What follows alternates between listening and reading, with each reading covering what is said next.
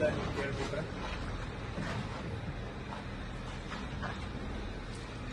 ಈ ಹೆಜ್ಜೆ ಇಟ್ಟಿದ್ದೀನಿ. ಮುಂದಿನ ಹೆಜ್ಜೆ ಏನು ಅಂತ ಯೋಚನೆ ಮಾಡುವಷ್ಟು ಪ್ರಜ್ಞೆ ಇದ್ರೆ ಅವೆಲ್ಲ ಕೇಳೋದು. ಮುಂದಿನ ಹೆಜ್ಜೆ ಆದ್ರೂ ಇಡ್ಬೇಕು, ಒಂದು ಹೆಜ್ಜೆ ಆದ್ರೂ ಯೋಚನೆ ಮಾಡ್ಬೇಕಲ್ಲ. ಸರ್ಕಾರದ ವ್ಯವಸ್ಥೆ ನೋಡಿ, ಅಲ್ಲಿ ಒಂದು ಕಾಲಮ್ ಒಂದು ಲೈಟ್ ಇದೆ, ಆ ಕಾಲಮ್ ಇನ್ನೊಂದು ಲೈಟ್ ಇದೆ. ಈ ಕಾಲಮ್ಗೂ ಆ ಕಾಲಮ್ಗೂ ನೋಡಿ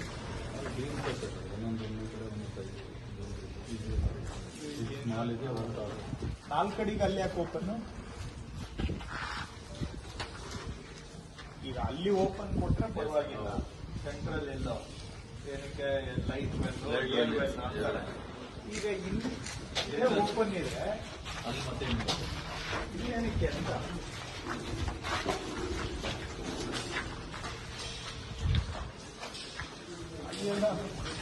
ಅಂಡರ್ಸ್ಟ್ಯಾಂಡ್.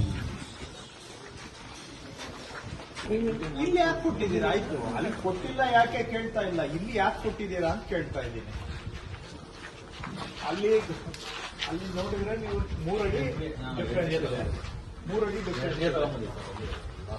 ಈಗ ಈ ಜಾಗ ಇಷ್ಟು ವೇಸ್ಟ್ ಇಷ್ಟು ವೇಸ್ಟ್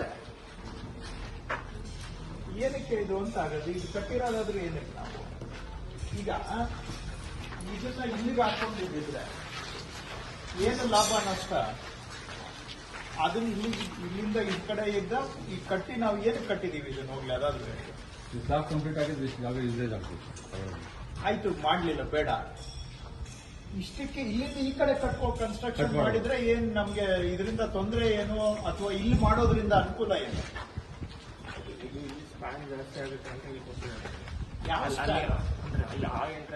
ಹೌದು, ನೀವು ಇಟ್ಟಿರೋ ಸ್ಟೆಪ್ಸ್ ಎಷ್ಟು ಸ್ಟೀಪ್ ಆಗಿದೆ, ಲಾಂಗ್ ಆಗಿದ್ರೆ ಇನ್ನೂ ಒಳ್ಳೇದು, ಆದ್ರೂ ಕೊಡ್ಬೋದು.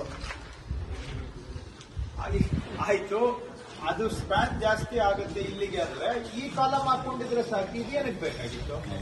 ಇದು ಮಾತ್ರ ಬ್ರಿಡ್ಜ್ ತರ ಇದ್ದಿದ್ರು ಸಾಕಾಗಿತ್ತು.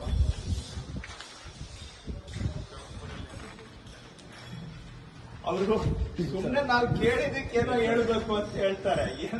ಏನಾದ್ರೂ ಆಯ್ತು ಹೇಳಿ, ನಾವು ಸ್ವಲ್ಪ ನಮ್ದು ತಲೆ ಸ್ವಲ್ಪ ಎಲ್ಲೆಲ್ಲ ಓಡುತ್ತೆ. ನೀವು ನಮ್ಗೆ ಕಾಮನ್ ಸೆನ್ಸ್ ಇಲ್ಲ, ನೀವು ಹೇಳಿ. ಅವ್ರು ಹೇಳೋದ್ರಲ್ಲಿ ಏನಾದ್ರೂ ಜಸ್ಟಿಫಿಕೇಶನ್ ಇದ್ರೆ ಹೇಳಿ. ನಾವು ಸ್ವಲ್ಪ ಅರ್ಥ ಮಾಡ್ಕೊಳ್ಳೋದಿಲ್ಲ, ಅರ್ಥ ಮಾಡ್ಕೊಳ್ಳೋದ್ರಲ್ಲಿ ನಮ್ ಶಕ್ತಿ ಕಡಿಮೆ. ಅವರು ಇದು ಬ್ರಿಡ್ಜ್ ಬೇಕು, ಅಲ್ಲಿಂದ ಇಲ್ಲಿಗೆ ಆದ್ರೆ ತುಂಬಾ ಸ್ಪ್ಯಾನ್ ಆಯ್ತು. ಬ್ರಿಡ್ಜ್ಗೆ ಎಷ್ಟು ಬೇಕೋ ಅಷ್ಟು ವೆಸ್ಟಿಬ್ಯೂಲ್ ಮಾಡ್ಕೊಳ್ಳಿ. ಇದು ಏನಕ್ಕೆ ಅಂತ ಇಷ್ಟು ಕನ್ಸ್ಟ್ರಕ್ಷನ್? ಇದರಲ್ಲಿ ಇಷ್ಟು ಏರಿಯಾದಲ್ಲಿ 1 ಇಂಚು ಯೂಸಬಲ್ ಇಲ್ಲ, ಬಟ್ ಇಲ್ಲಿ ಕಟ್ಟಿದೀವಿ ಇಷ್ಟು ದೊಡ್ಡದು.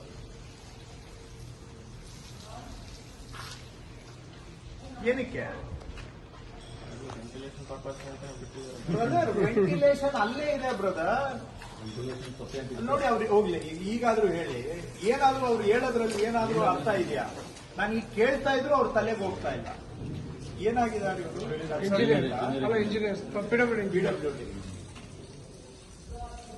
ದೇಶನ ಯಾಕೆ ಕಾಪಾಡ್ಬೇಕು ಗೊತ್ತಿಲ್ಲ.